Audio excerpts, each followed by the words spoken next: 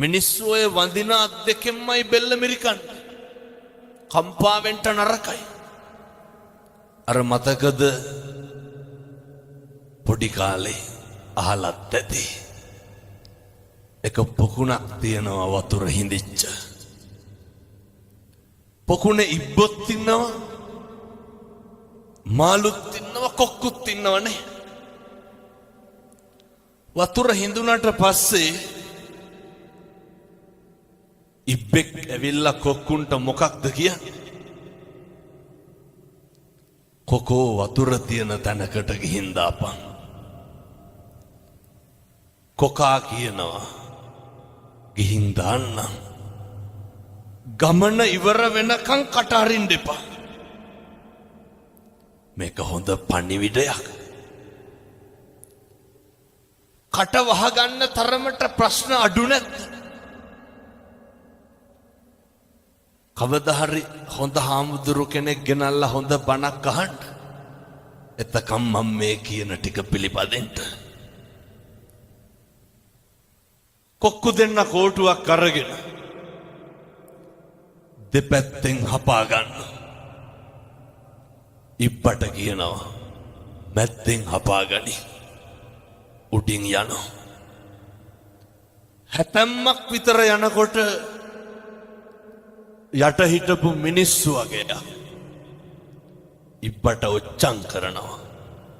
ඉබ්බෙක් උඩින් යනවා කියලා. අපිට කොච්චර ඔච්චම් කරලා තියෙනවද මිනිස්සු? මෙහෙම දේශනා කරන්න හේතුව මිනිස්සු හරි කුහකයි. එහෙම නැනේ. මිනිස්සු හරි ඊර්ෂ්‍යයි. මිනිස්සු කැමති නෑ පින්නතුනේ අපේ දරුවෙක් විභාගකින්වත් පාස් වෙනවට කැමති නෑ. හරියට පද හදනවා. ඔය ඇත්තන්ගේ පැතිවල එහෙම නැතුව ඇති. මම කියන්නේ බොහෝ පැතිවල එහෙමයි. මිනිස්සු හරියට ගතු කියනවා. සමහර විට මේ අම්මලාට මතක් වෙනවත් ඇති අපේ ගමේ අහවලා වාගේ කියලා. මිනිස්සු එහෙමයි.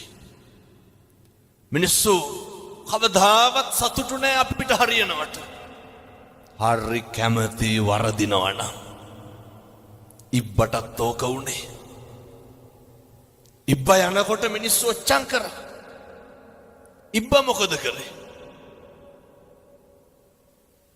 අර මිනිස්සුන්ට බැන්න. බනිනකොට ඉබ්බා වැටිලා මැරුණා. අපි මොකද කරන්නේ? කියමු බලන්න. ඔය ජීවිතේ කේන්ති ගියා නම් කවදා හරි කේන්ති ගියේ. පින්නතුනි මම මේ හරි කරුණාවෙන් දේශනා කරන්නේ. එක වචනයක්වත් අහක නම් දාන්න එපා. එක වචනයක්වත් අපත යවන්න එපා. මේ පින්නතුන් ජීවිතේ කේන්ති ගත්තා නම් කේන්ති ගත්තේ කවුරු හින්දාද?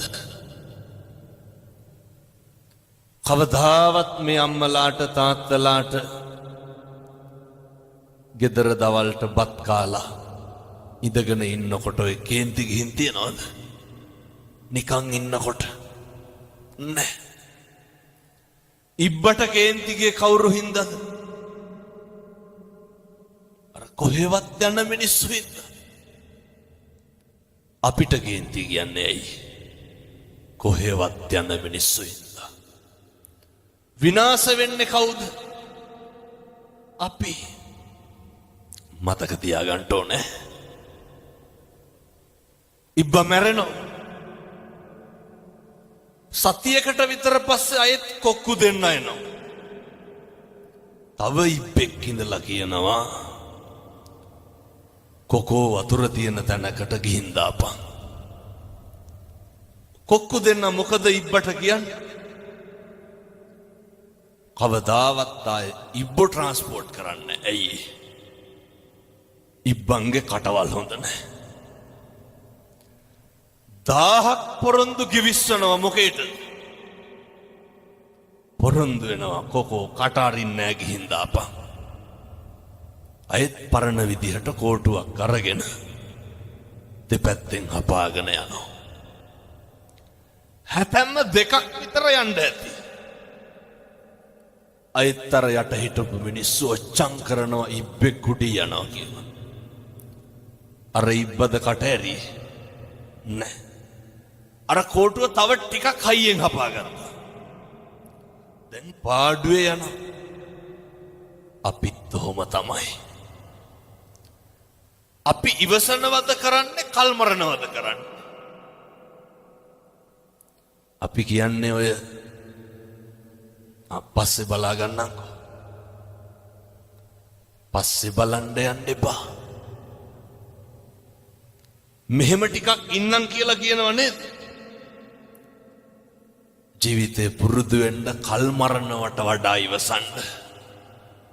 මේක ටිකක් ඉවර වෙනකම්වත් මීටර් 500ක් විතර ඉබ්බ ගියා. අටවත් ඇරියේ නැහැ. දැන් ඉබ්බට ඉන්න බෑ. ඇයි? කොක්කු කිව්වේ නෑනේ උඹ හරි හොඳයි කියලා. බැරිම තැන ඉබ්බ අහනවා කොක්කුන්ගෙන් යාළුවනේ මං හොඳයි නේද කියලා. ඒ කොකාට මොකද ඉබ්බට මොකද වෙන්නේ? වැටිලා මැරෙනවා. පුරුදු වෙමු. ජීවිතේ මිනිස්සු ප්‍රශංසා කරන කටින්මයි නින්දා කරන්නේ. අපිට හොඳ නොකියපු කවුරුවත් බැනලා තියෙනවද? සැලෙන්න එපා. කම්පා වෙනවා කියන්නේ මොකක්ද? හෙල්ලෙනවා. චලනය වෙනවනේ. හෙල්ලෙන්න එපා. සේලෝ යතා ඒක ඝනෝ වාතේන සමීරති. එවං නින්දා ප්‍රශංසාසු න සමිච්ඡන්ති පණ්ඩිතා. පර්වතයක් වගේ බණින එක කාගේ වැඩක්ද? එක අනුන්ගේ වැඩක් නේ. මොකටද අපි කුලප්පු වෙන්නේ? අපි කවදාවත් මේ අම්මලා තාත්තලා ඔය කටින් කුණුහරුපයක් කිව්වනම් කිව්වේ අපිටද අනුන්ටද? අපි අපිට කුණුහරුපෙන් බැන ගන්නවද? කාටද කුණුහරුපෙන් බණි? මේ පැත්තේ උදවිය නම් තම තමන්ට බැන ගන්නවත් දන්නේ මං කියන්නේ මේ. ඒ වණෙක් පැතිවල එහෙම නැහැ. හැබැයි පව් පිරෙන්නේ කාටද? අපිටනේ පව් පිරෙන්නේ. මොකටද දැන් අනුන්ට බැනලා අපි පව් පුරවගන්නේ? ඕක නවත්තන්න. බණින එක නවත්තන්න. කුණුහරුප්ප කියන එක නවත්තන්න. මොකද නින්දාවයි ප්‍රශංසාවයි ඔය දෙකම එකට තියෙන එකක්. මිනිස්සු සියදිවි නසා ගන්නේයි පුරුද්දක් නෑ අටලෝ දහමේ කම්පා නොවී ඉඳලා. ජීවිතේ දැන් ඉඳන් අදිෂ්ඨාන කරගන්න මේක මම කරන යෝජනාවක්. කවදාවත් මගේ අම්මේ තාත්තේ කිසිම කෙනෙක් ගැන ප්‍රතිරූපණම් ගොඩනගන්න එපා. ඇයි? ප්‍රතිරූප කියන ඒවා කඩාගෙන වැටෙනවා. නැද්ද ජීවිතේ හම්බුනේ ඔය මම කියන විදිහටම කියන්නද? අපේ අම්මලා කියනව නේද ඔය අපි හොඳයි කියලා හිතාගෙන හිටපු එවුන්මයි. එහෙම නැද්ද? හිතාගන්න බැරි නම් ඔය ඇත්තන්ගේ පවුල ගැන හිතන්නකෝ. හොඳට හිටපු මිනිස්සු නේද? කවදා හරි වින කරන්න. අපි උදව් කරපු උදවිය නෙමෙයිද? අපෙන් යපිච්ච පිරිස නෙමෙයිද? පුරුදු වෙන්න. මොකටද? හෙල්ලෙන්න එපා. උදව් කරන එක අපේ යුතුයකම. බුදුවරු අපිට උගන්වලා තියෙන අපේ තියෙන සත්පුරුෂකම දෙන්න. ඇල්ලතර වීදුරුවක දෙයක්වත් බලාපොරොත්තු නම් වෙන්න එපා. ප්‍රතිරූප ගොඩනගාගෙන බලාපොරොත්තු වුණාම දුක අඩුයිද වැඩිද? මොකටද ප්‍රතිරූප? මිනිස්සු වෙනස් වෙනවා. දැන් ඔය මේ පැතිවල තියෙනවද ඔය නැන්දම්ම ලේලි ගස්ටනේ? නැතු ඇති මම හිතන්නේ. ඒක නම් හරි උද්‍යෝගයෙන් කිව්වෙත් තියනවා කියලා. කියපු හින්දම කියන්න. ඔය මේ අම්මලා ඔකට භාජනය වෙලා ඇතිනේ නේ. නැන්දම්මගේ පීඩනයට හසු වෙලා දැන් අපි ඒක ආපහු දෙනවා කාටද? අපේ ලේලිට. අය මේ නැන්දම්මලා කියන જાතිය කොහෙන්වත් එනවයි. නැන්දම්මත් එක කලෙක කවුද? ලේලියක්. මේ තාත්තා හරි උමනාවෙන් කියනවා. ලේලියක්. ගෙනාපු අලුත අර කියනෝ නේද අලුත ගෙනාපු මනමාලි වහලිත් ගොම ගන්නවා කියලා. ගෙනාපු අලුත සතිය ඉන්නවා උපරිම. ඊට පස්සේ අපේ අම්මලාට බෑ මොකක් දරන්නද? දරන්න බෑ. පුදුම ඊර්ෂ්‍යාවක් තියෙනවා. එක කිරියම්ම කෙනෙක් මම මේ දොස් පරොස් කියනවා හැම නෙමෙයි. මට අය බණවලට කියනෙකුත් නෑ. හැබැයි මම මේක කියනවා. මුන්ද මංගාවට එනකොට මූණේ අබ පුපුරනවා. ඒ කියන්නේ කේන්තිය. මම බැලුවා මෙච්චර මොකද? වෙවුලා කියනවා. මම ඒ කියපු විදිහටම කියන්න. මගේ අශිෂ්ටකම කියලා හැම දොස් කියන්න එපා හොඳේ. කියපු විදිහේ ඉතින් කියන්න නම් ඕනේ නෑ. ඔය ඇත්තෝ කියන විදිහමයි. හාමුදුරුවනේ අරකිත් එක්ක බෑ කිව්වා. කාත් එක්කද? බලන්නකො කතා කරන විදිහ. ඒ කියපු විදිහට මම හිතුවේ බණ පටන් අරගෙන විනාඩි 30ක් ගියා. තව පටන් ගන්නත් බැරි වුණා මට. ඒ කියපු විදිහට මම හිතුවේ තඩි ගහලවත් ඇති කියලා ලේලි. මං ඇහුවා ඇයි කිරියම්මා? කියනවා හාමුදුරුවනේ පොඩි එක අරගෙන යන ටිකටත් දැන් මේ ඒකි මේකි කියලාමයි කතාව. පොඩි එක අරගෙන යන ටිකටත් මූණ හොදලා පවුඩර් ගන්න ඕනලු. කාටද? මේ ලේලිට. ඔය විස්තර ගොඩක් කිව්වා. ඇඟිලි පාට කරනවලු. අන්තිමේ කිව්වා කොල්ලගේ සල්ලිනේ. මම ඇහුවා කවුද පවුඩර් ගන්න? ලේලි. අන්තිමේ කිව්වා හාමුදුරුවනේ ඒකිගේ සුදිය වැඩි කියලා. මේ කිරියම්මලා හැම බනින්න නැතුව ඇතේ. අහගන්නත් තිබ්බ ලේලිලා හිටියන. මං ඇහුවා දැන් කවුද නියපොතු පාට කරන්නේ? ලේලි. අන්තිමේට මං ඇහුවා කාගේද සුදිය වැඩි? ලේලිගේ. මොකටද එහෙනම් ඔය පුපුරන්නේ? ඒව වැඩි ලේලිගනේ. දරන්න බෑ. පුරුදු වෙන්න ඕනේ. ඉවසන්ට පුරුදු වෙන්න. සමහර කිරියම්මලා කිරියත්තලා අම්මලා තාත්තලා ඉන්නවා. කොල්ලෙක් ටැටු එකක් ගහපුවා ගැනු ළමේ ටැටු එකක් ගහපුවාම මේ ඉස්සල් ලෝකේ නැති කතන්දර කියනවනේ. මං ඒ දෙයියගේ නම නම් කියන්නේ. එක දෙයියෙක් ඉන්නවා මායම් වෙනකොට හොඳට බොනවා. දොහොත් දීලා වඳිනවා. අර බොන එකාට වඳිනවා ටැටු ගහපු කොල්ලට බයිනවා. පුරුදු වෙන්න. ප්‍රතිරූප ගොඩනගන්න එපා කවුරුවත් පිළිබඳ. හේතුව ඒවා කඩාගෙන වැටෙනවා. ජීවිතේ ගෙවල් දොරවල් වල ඉන්නකොට අනේකා ඉවසන්න. ඔක පුරුදු වෙන්න.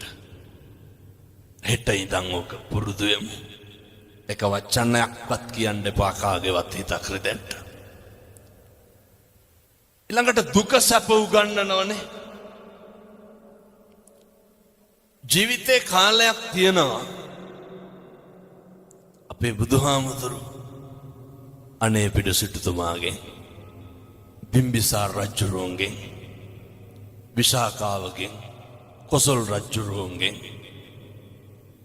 මැණික් අල්ලපු කුටිවල වැඩ හිටියේනේ.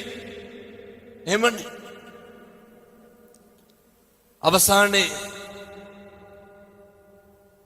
වේරංජාවේ වැස්වසුවට පස්සේ යවහල් වළඳන්න උනේ නැත්. මේවා හරි. අර කියන්නේ දුක සැප ලෝකේ එති යති පෙරලීනේ. මේක සමබර වෙන්න ඕනේ. කම්පා වෙන්න නරකයි දුක් වෙනවා කියලා. බුදුරු දුක් වුණාද? නැහැ. සමහර අම්මලා තාත්තලා කියනවා මෙතන කවුරුවත් නම් එහෙම කියන්නේ නැතුව ඇති. ඔය මෙරිලවත් යනවා නම් කියලා කියන්නේ නැත්ද? හදිසි නම් මට කියන්න. ඔච්චර මැරෙන්න ආස නම් මිරික ගන්න උන 6 විනාඩියක් විතර. අතාරිනවා. කිව්වට හරි බයයි. කවුද මැරෙන්න බය නැත්තේ? එහෙනම් මොකටද ඔය කියලා කම්පා වෙන්නේ? දරා ගන්න පුරුදු වෙන්න. ඒකට නෙමේ ධර්මයක් තියෙන්නේ. අපි දරාගෙන ඉන්නේ මොකෙන්? ධර්මයෙන්. දුක් විඳින අපිට සැප විඳින්න වෙයි. සැප විඳින අපිට දුක් විඳින්න වෙයි. ජීවිතේ දවසක් එනවා මරණානුස්සති කමඨහං දේශනාවේ බුදුහාමුදුරුවෝ උගන්වනවා. ඔය මේ ඉඳගෙන ඉන්න විදිහට නෙමෙයි සමහර විට හෙට ඉන්න වෙන්නේ. ඒ හින්දා දරා ගන්න පුරුදු වෙන්න. අර මතකද දැන් අවුරුදු 2ක් විතර ඇති. දක්ෂ ව්‍යාපාරිකයෙක් තාත්තා කෙනෙක් කෝටි ගාණක බිස්නස් එකකට එළියට බැස්සා. බහිනකොට ගෙදර හිටපු පොඩි එකා ගල් කැටයක් අරගෙන කාර් එකේ අතුල්ලනවා. තාත්තා ඩිකිය ඇරලා ඩිකියට දැම්මේ බ්‍රීෆ් කේස් එක. ඩිකිය තිබ්බා වීල් බ්‍රෂ් එක. පොඩි එකා ගල් කැටෙන් අතුල්ලනවා කාර් එක. කේන්තිය කොච්චර ආවද කියනවනම් අර වීල් බ්‍රෂ් එක අරගෙන කොල්ලට ගැහුවා. දමලා ගැහුවා. පොඩි එකා කරන සමහරක් දේවල් දිහා බලලා සතුටු වෙලා නැද්ද තාත්තලා?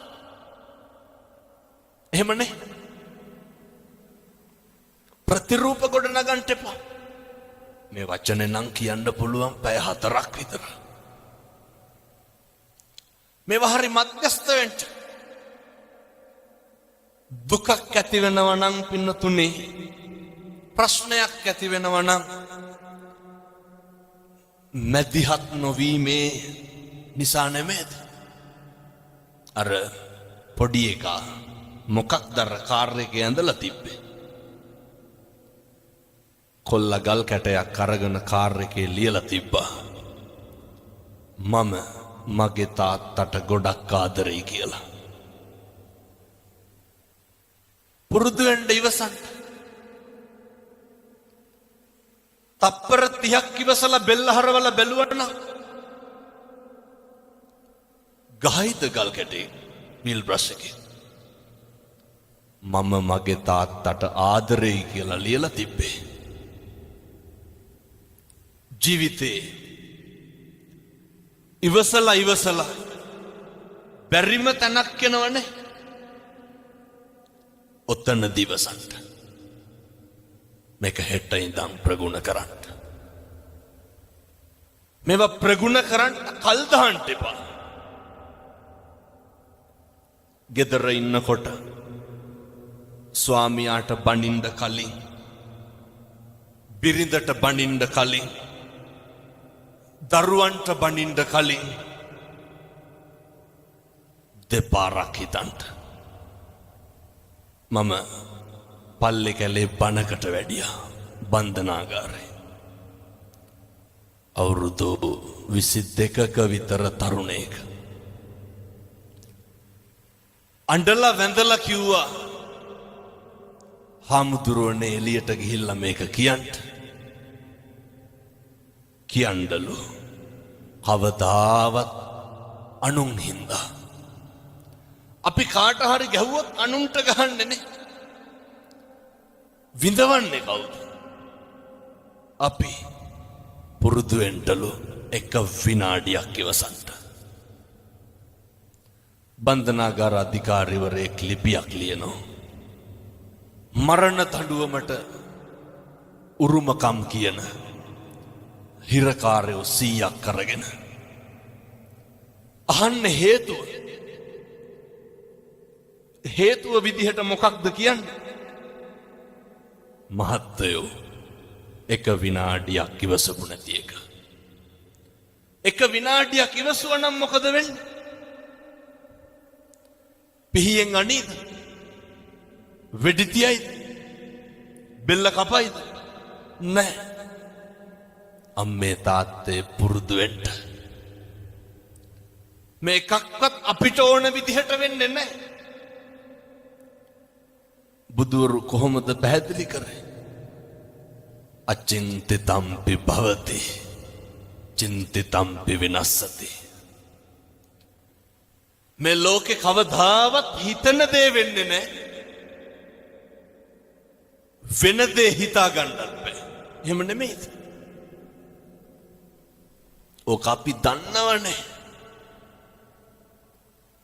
මොකක්ද අපි කියලා මේ ලෝකෙ වෙන්නේ? මේක හැම එකක්ම වෙනස් වෙනවා. නැද්ද? මොකක්ද වෙනස් වෙන්නේ නැත්තේ? දරුවෝ වෙනස් වෙනවා. කියනවා නේද? බැඳ ගමන් පවුල් දෙදරනවා කියලා. එක මේකේ හැටි. මේ ලෝකේ හැම එකක්ම වෙනස් වෙනවා නම් අපි නඩත්තු කරන අපේ ළඟම තියෙන වස්තුව මොකක්ද? අපේ ඇඟ, අපේ ශරීරය නේ. මේ කෙස් ටික වෙනස් වෙන්නේ නැද්ද? මම මේ කියන්නේ බාහිරයේ පැත්තකින් තියලා අපිට ඕන විදිහට ඕක තියාගන්න පුළුවන්. කවුද අර ඇමරිකාවේ පොප් ගායකයා අවුරුදු 100කට විතර වැඩියෙන් ඉන්න හිටියේ? Michael Jackson. මොනවාද ජැක්සන්ට තිබ්බ අඩුපාඩු? අපිට දැන් මොකක් හරි වුණොත් හික් අඩුවට උපරිම යන්න තියෙන. අය මොකෝ දැන් නව ලෝකෙට යන්නේ. ඔය තියෙන එක දාගෙන යන මයිකල් ජැක්සන්ට මොනවාද නොතිබ්බේ? ඇගේ හැම කොටසක්ම ගබඩා කරලා තිබ්බනේ. දක්ෂ පක්ෂකම් තියෙන වෛද්‍යවරු 24 පැය සූදානම්ෙන් හිටියා. මරුනේ නැත්. අපි ගැන කවර කතාද? කොරෝනා තිබ්බනේ. මහරජා මරුනේ නැත්. මොකද සල්ලි නැතුවද? මංගල සමරවීර මහත්තයා දඩබ්බර සල්ලිකාරයෝ මරුනේ නැත්. ගම්වල අපිට තිබ්බේ දෙතුන් පාර හොදපු මාස්ක් එක විතරයි. කම්මං දල්හං කින්ති කරෝමි.